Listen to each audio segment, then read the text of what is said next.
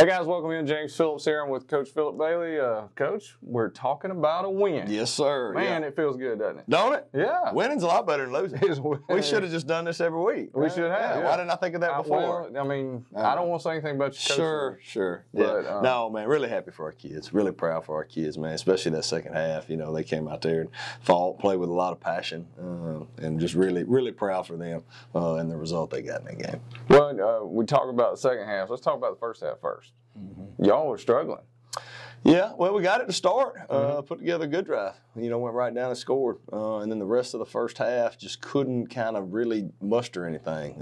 We cut a guy loose on the ensuing possession after we scored. They tied it up 7-7. They scored two more times, just kind of drove down the field and scored there. And they scored right before the half again, which is right something before that the half. we've seen happen a couple times. Yeah. And we were able to move the ball offensively, just couldn't ever capitalize and couldn't get points. You know, we had a penalty that put us behind the sticks.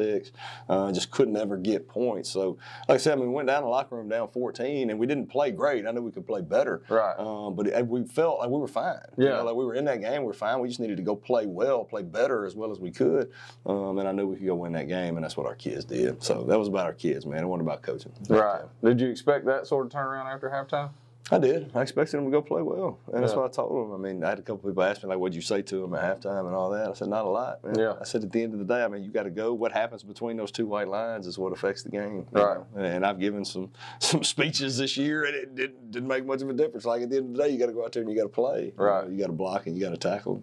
And that's what I told them, man. I said, if y'all go out and play, you'll go win this football game, but you got to do it.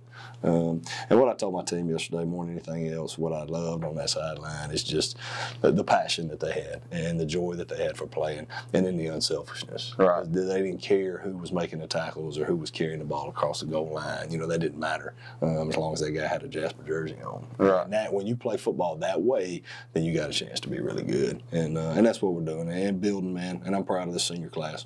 You know, building something for the future, building something, laying a foundation that's going to be really special around here. Well, talk about that second half starting out. The Mortimer Jordan gets the ball, and they're already up 21-7. Mm-hmm. What about that stand your defense made? That was a turning point in the game. Those two stops that our defense got was a turning point in the game. So they got the ball to start the second half, drove it down. Defense bowed the neck in the red zone, got off the field. Okay, we got it back. We went 3 and out, right? Then we had to punt. Hit the punt, didn't kick that ball where we're supposed to kick it, you know, with our coverage unit. Right. Missed far left. That guy caught it on a dead sprint and took that thing all the way back to the 25. Right. If they go and hit and score right there and make it 28-7 in the third, the rest of that game probably looks a lot different. Right. But again, man, our defense stood tall, bowed their neck, got them to miss a field goal. And then it was right after that we threw the big ball to Kevon, the wheel down the sideline that we had to take a shot. Huge play, got it down there, went and scored, cut it to 21-14. And then from there on out, once we kind of took that momentum in the game, we never gave it back. And that's a testament to the way our kids played football that night. Right. So, who's some standouts for you in that game? There were several, man. We had a lot of guys step up. Spencer Rosenfeld played well. I think he was 13 of 16 passing, which is really efficient. Right. And that's kind of what we've preached to him because, I mean, everybody knows. I mean, you watch him, you see that he's a talented kid. I mean, he can run, he can throw, he can do all of that. But, no, being accurate, throwing catchable balls, completions are huge for him. And I watched that kid grow up Friday night now. Yeah. Because what he's learning, like I said, he's very talented, but what he's learning is how to quarterback his football team. And there's a hell of a lot more that goes into that position than just running and throwing. Right. Of getting people lined up, of communicating, of operating, of running the offense, and of being that guy.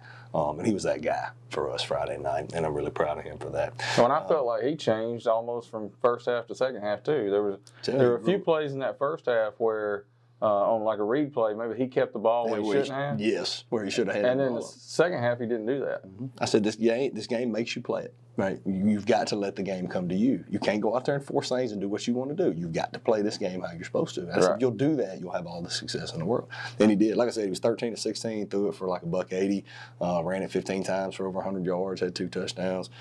He did a really nice job, and he grew up, man. He grew up Friday night. So Mason Slaughter. Yeah. Can't say enough about that kid, man. I mean, he ran it for $150. I think he had 3 touchdowns, had 8 or 9 tackles on defense, had a sack. I mean, him more than anybody else. Like, you go watch the fourth quarter of that football game, and you watch Mason Slaughter take over the game. Right. We're on both sides of the football now. Yeah. I mean, I can't say enough about the way he played. I thought the offensive line played well, better than they have most of the year. I thought Jaden Caldwell carried the football well.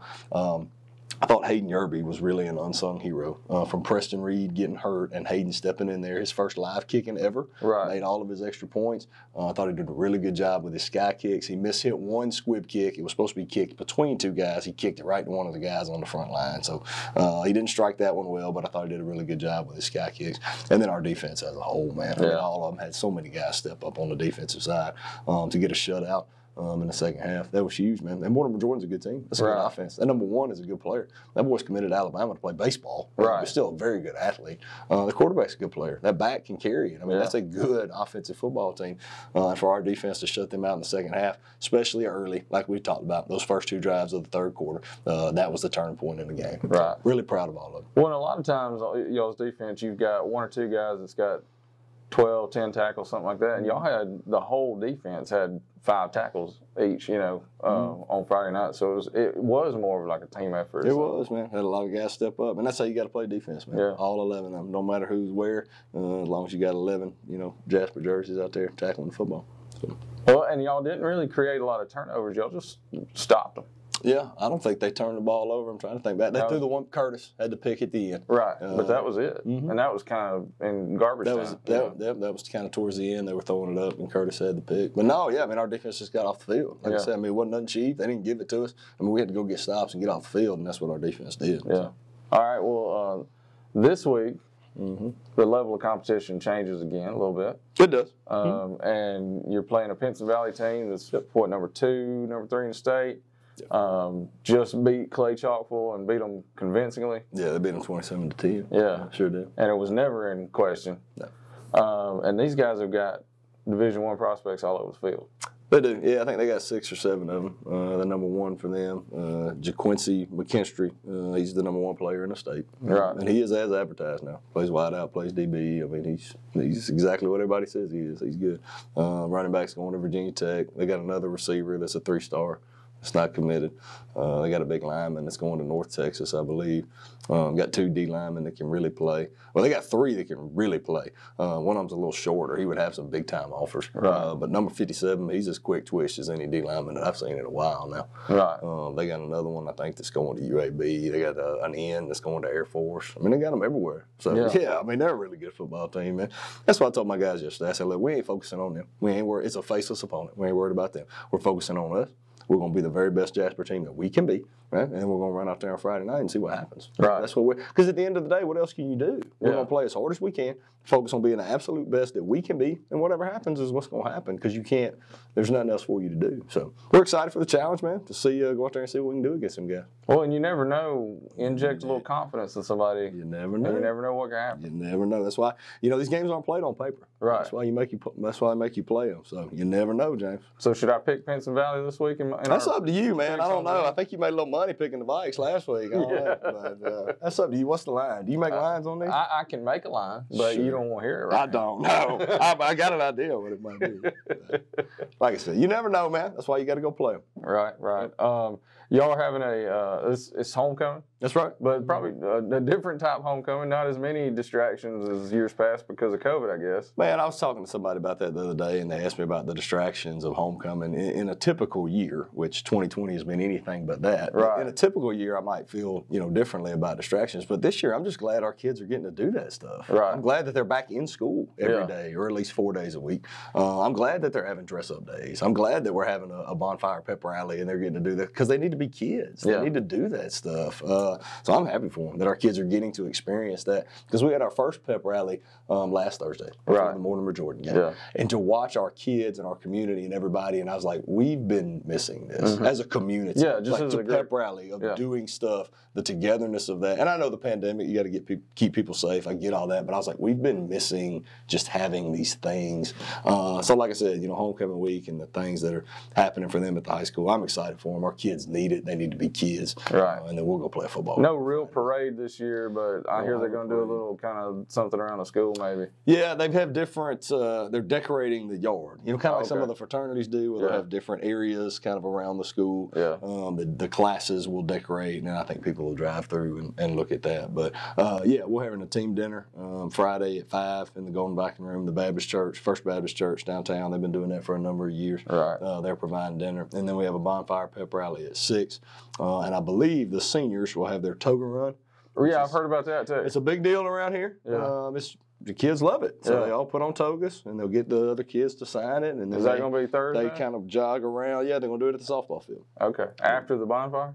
Yeah, it's during. That's part of the bonfire pep rally festivities. I don't know the exact schedule if it's before or after, but I'm glad that our kids are getting to have that. Yeah. Getting to do the toga run around the softball field. Like I said, been a tradition around here for a long time. The seniors do it, and they love it. So. Stone has not asked me to size him for a toga yet, but you might have to. You might. He'll probably steal a sheet off the probably bed get a bed sheet, and just pin it up. And away he goes. Anything else leading to homecoming this week? Quarterback club meeting tonight. At 6, Scott Myers will be coming to talk, so we'll have everybody out for that. But that's all. Yeah, Friday night, 7 o'clock. Hey, the JV team got a win over Mortimer Jordan too. Yep, Monday night. Yep, JV game. We won 20-14. Yeah. Thought our kids played well in that. Man, John Luke Walker came out there. I thought he played well at quarterback, and I thought we had several others. But yeah, got a win, 20-14. It's big for our young guys. I could tell you some of the kids that played well, but I didn't have a correct roster, so I don't even know names. I'll have to get on the football operations director about that. I said number 92 had a great sack, but that's all I could say was number 92. Sure. Well, I have to see what I can do for you about that, Jay. Well, Coach, congratulations on a big win over Mortimer Jordan. Let's keep that momentum going. That's right. Pinson Valley this week, and then we'll wrap up the season not before Halloween with Bessemer City. Bessemer City, that's right. Yep, appreciate you, James. Yeah, big win. It was, man. Our kids needed that. There's nothing that kind of will give you a shot in the arm, like a win. And so really proud for our kids, proud of the way they played, happy for them.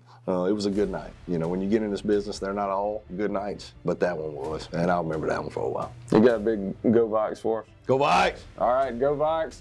Till next time, for Coach Bailey, I'm James Phillips. We'll see you then.